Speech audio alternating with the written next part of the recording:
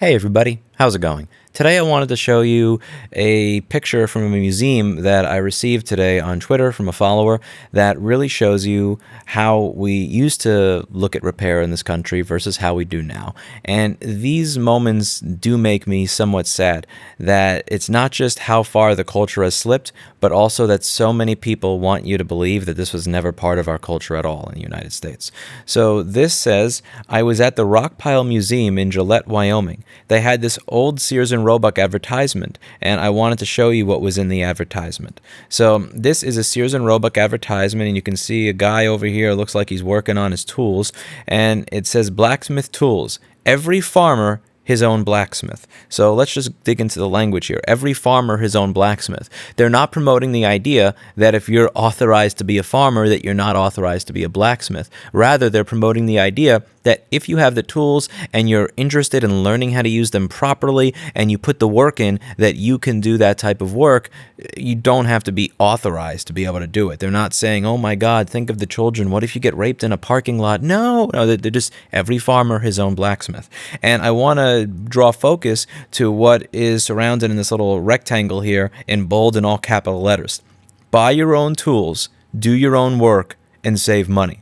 Buy your own tools, do your own work, and save money.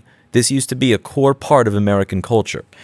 It says, sharpen the plows, shoe the horses, set the loose tires, mend the machinery. With an outfit selected from this list, every farmer, ranchman, and mechanic can be his own blacksmith.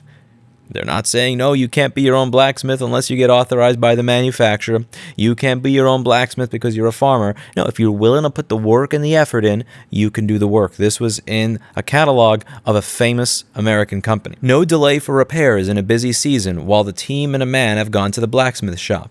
Again, if you have an outfit, you will improve rainy days to fix up things that are showing wear and avoid costly, vexatious, and dangerous breakages in a busy time. No delay for repairs is in capital letters, bold and underlined. Why? Because going to the manufacturer to get things fixed is often slower than going to an independent repair shop or doing it yourself.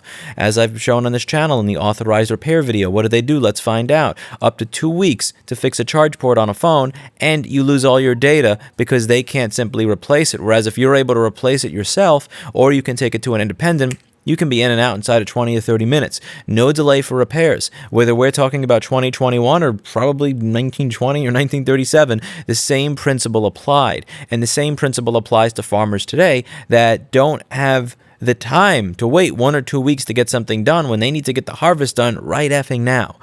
Continuing through this, it says, our prices, quality considered, you will find by comparison are far below any competition. And again, that's just really Sears talking themselves up, so it doesn't really have much to do with the content here. But the reason I want to show this advertisement is because it's very easy for people to forget how things used to be in this country. And it's very easy for people to forget that a long time ago, this was just a part of the culture. And you'll hear people say, well, things were simpler back then. I mean, BS. If you took someone out of the year 1600 and you dropped him in the year 1930, he would absolutely be amazed at how technology has moved along and how complicated things were. Things are always becoming more complicated. Things are always getting smaller. Things are always becoming more difficult to work on. So what? You learn a new skill set. I'm somebody who barely graduated high school. I had to cheat on my chemistry region so that I could get a 58 just so that I could be able to get a high school diploma and move on with my life.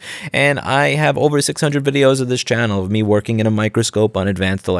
If I can do it, probably if I can do it, then you can do it. I'll set the bar there for myself and my talent and intellect.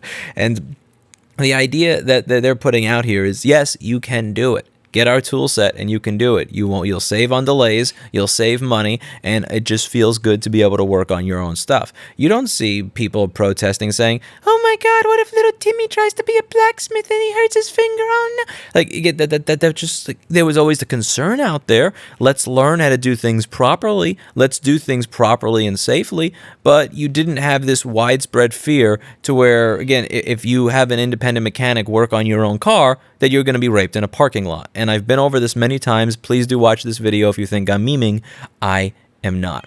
Now, there is one, I actually can see how this will be interpreted as things go on for those who wish to try and crucify the right to repair movement. There were one group of people that were actually successful in getting me declared a bully in a particular state, because what I did was I uploaded a video of the lobbyist testimony, and then I said why it was not true, and I used the word nonsense in a thumbnail. But there was one comment when I had mentioned this in an older video, and someone started saying, I wish I could remember the publication this was in, Lewis wants things to go back to the 40s and the 50s and 60s when, X group of people couldn't vote or there were separate water fountains and stuff like that. And it's like, I honestly wouldn't be surprised if when I do videos like this, if the opposition were so disingenuous that they actually would try to imply that that's true.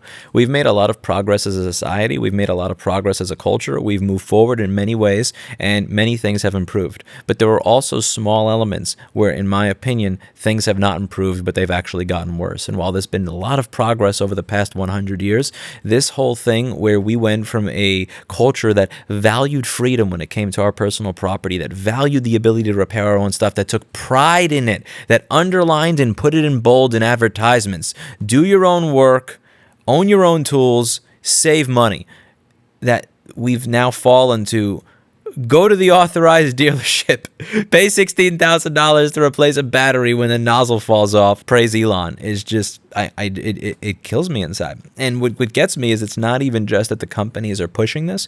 It's when that CBC News video came out where I bent back a pin, or I explained if I really wanted to, I could replace this cable for $75 to $150, but the manufacturer said $2,000. What kills me is not that the manufacturer did it. I want to be clear.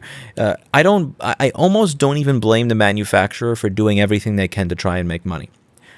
What makes me sad, what makes me sick inside, what just is beyond depressing, is when I see customers of that business who are not even stockholders or not investors defending the practice. When you see that normal everyday people, that if they were raised in this world 70 to 90 years ago, would have been taking pride in the idea of buy your own tools, do your own work and save money, are the ones saying, well, what if something happens because Lewis bent the pin back and then it explodes and kills the customer? What if it doesn't work? What about the manufacturer's brand reputation being sullied and all this other stuff? It's just like the people 70 and 80 years ago who were the type of people that you see pictured in this advertisement, the type of farmer that's working on his own stuff, would, if they came back and they saw this, they'd probably be rolling in their grave. Let me know what you think in the comments down below. That's it for today, and as always, I hope you learned something. I'll see you all in the next video. But Clinton won't, because he jumped and ran away.